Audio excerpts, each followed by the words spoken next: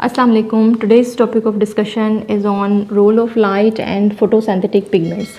Sunlight की presence में photosynthesis का प्रोसेस होता है प्लांट्स के अंदर, और आज हम रोल ऑफ लाइट को डिस्कस करेंगे कि फोटोसिंथेटिक पिगमेंट्स के अंदर रोल ऑफ लाइट क्या है। Light which is absorbed is effective for photosynthesis. Photosynthesis के प्रोसेस के अंदर जो लाइट एब्जॉर्ब की जाती है प्लांट्स के ज़रिए वो इफेक्टिव होती है, जिसके अंदर रेड और ब्लू कलर जो है वो ज़्यादा से ज़्यादा इफेक्टिव होती है प्लांट्स के लिए।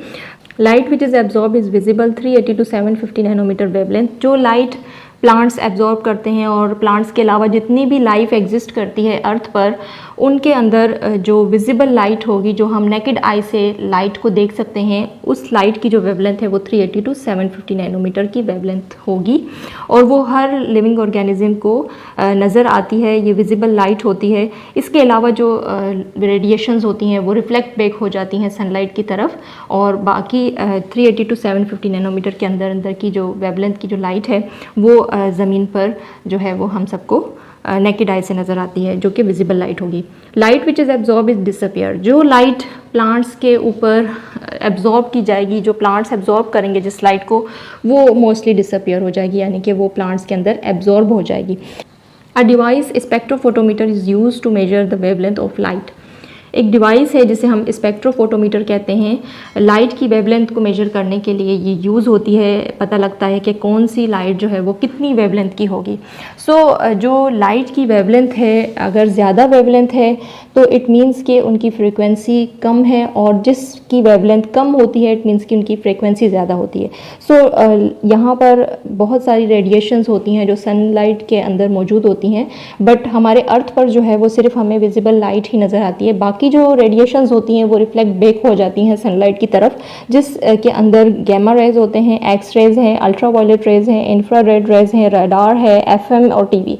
ये जो रेडिएशंस हैं ये रिफ्लेक्ट बैक हो जाती हैं टुवर्ड द सन, वापस रिफ्लेक्ट बैक हो जाती हैं, बट इनके अंदर यूवी और इंफ्रारेड रेज के दरमियान में जो विजिबल लाइट होती है, जो हमारे अर्थ पर पड़ती है, ये लाइट जो है वो सब लिविंग ऑर्गेनिजम्स पर होती है और एब्जॉर्ब की जाती है, जिसके अंदर 7 कलर्स ऑफ लाइट हैं: violet, indigo, green, blue, yellow, orange and red.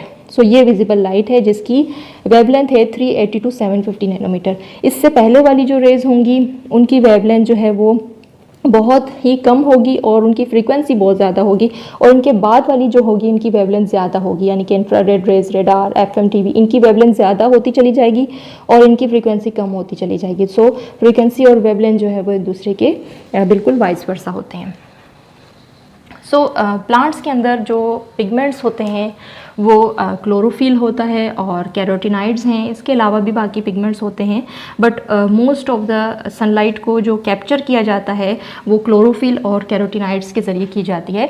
Chlorophyll A और क्लोरोफिल बी जो हैं ये कलर पिगमेंट्स हैं प्लांट्स के अंदर। क्लोरोफिल ए जो है वो ब्लूइश ग्रीन कलर का पिगमेंट है, और क्लोरोफिल बी जो है वो येलोइश ग्रीन का है। जो कलर प्लांट एब्जॉर्ब करेंगे वो ब्लूइश ग्रीन नहीं होगा। अगर क्लोरोफिल ए है पिगमेंट प्लांट का तो वो ब्लू और ग्रीन कलर को एब्जॉर्ब नहीं करेंगे, ब्लू और ग्रीन कलर को एब्जॉर्ब नहीं करेंगे।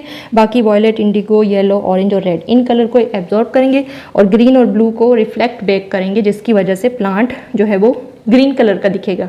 तो ये बात आपने याद रखनी है। जिस कलर का पिगमेंट होगा वो कलर वो एब्जॉर्ब नहीं करेगा, बाकी सब कलर्स को एब्जॉर्ब कर लेगा, और जो कलर प्लांट का है वो रिफ्लेक्ट बैक होगा, और जिसकी वजह से उसका कलर ब्लूइश ग्रीन कलर दिखेगा। और अगर प्लांट के अंदर क्लोरोफिल बी ज़्यादा है इट मीन्स कि वो येलोइश ग्रीन कलर का दिखेगा, यानी कि येलो और ग्रीन कलर को वो एब्जॉर्ब नहीं करेगा, बाकी वॉयलेट, इंडिगो, ब्लू, ऑरेंज और रेड कलर को एब्जॉर्ब करेंगे, और जो ग्रीन और येलो कलर है वो रिफ्लेक्ट बैक होगा, जिसकी वजह से प्लांट का कलर येलोइश ग्रीन कलर दिखेगा।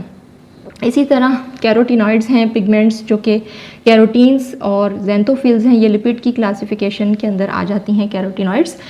कैरोटीन्स जो है वो ऑरेंज रेड पिगमेंट्स प्रोड्यूस करते हैं प्लांट्स के लिए, और ज़ैंथोफिल जो है वो येलो पिगमेंट्स प्रोड्यूस करते हैं। सेम इसी तरह ऑरेंज और रेड पिगमेंट को कैरोटीनॉइड जो है वो एब्जॉर्ब नहीं करेंगे, उसके अलावा बाकी कलर्स को एब्जॉर्ब करेंगे।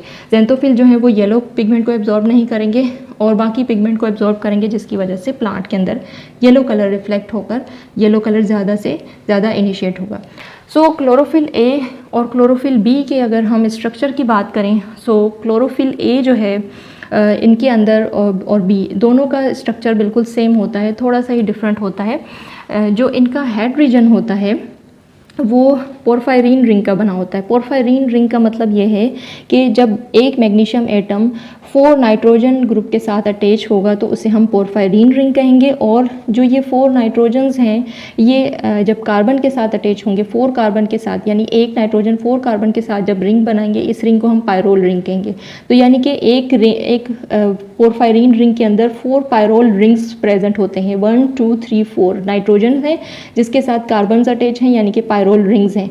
सो एक पोरफायरिन रिंग के अंदर 4 पायरोल रिंग्स अटैच हैं मैग्नीशियम एटम के साथ। ये हेड रीजन है जो कि हाइड्रोफिलिक इन नेचर है यानी कि वाटर लविंग है और ये present on the surface of thylakoid membrane होते हैं। ये थैलोकाइड मेम्ब्रेन के बिल्कुल सरफेस पे प्रेजेंट होते हैं क्योंकि ये लाइट एब्जॉर्ब करते हैं। ज़्यादा से ज़्यादा लाइट की जो एब्जॉर्प्शन होती है वो क्लोरोफिल के हेड रीजन में होती है।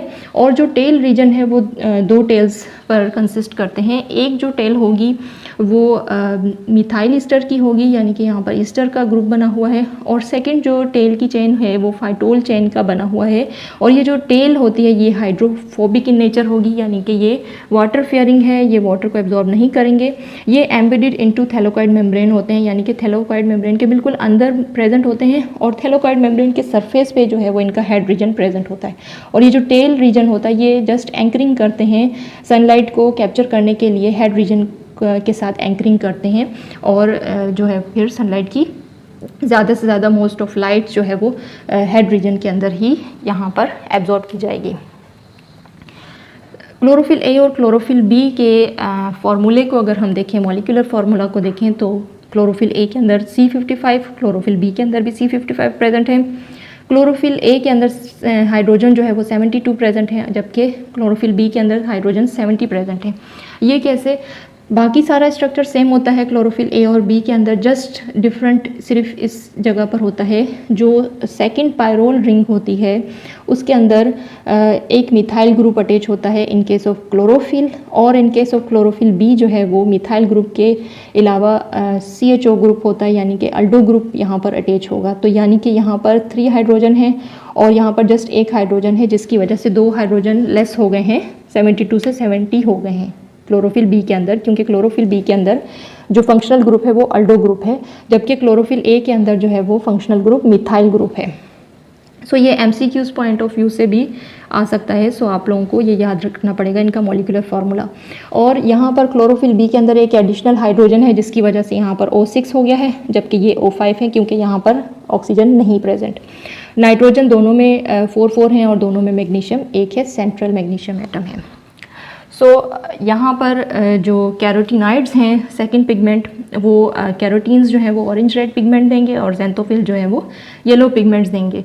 ऑटम के सीज़न में जब प्लांट्स के जो पत्ते होते हैं वो गिर जाते हैं जिसकी वजह से वो येलोइश कलर दिखते हैं तो वो ज़ैंथोफिल की वजह से ही येलोइश कलर दिखते हैं। इसके अलावा प्लांट्स के अंदर फ्रूट्स और फ्लावर्स के अंदर ज़्यादा से ज़्यादा कैरोटीनाइड पिगमेंट प्रेजेंट होता है और ये अट्रैक्शन होती है फ्लावर्स और फ्रूट की वजह से प्लांट्स के अंदर, जिसके ज़रिए से एनिमल्स वगैरह भी अट्रैक्ट होते हैं कैरोटीनाइड्स की वजह से।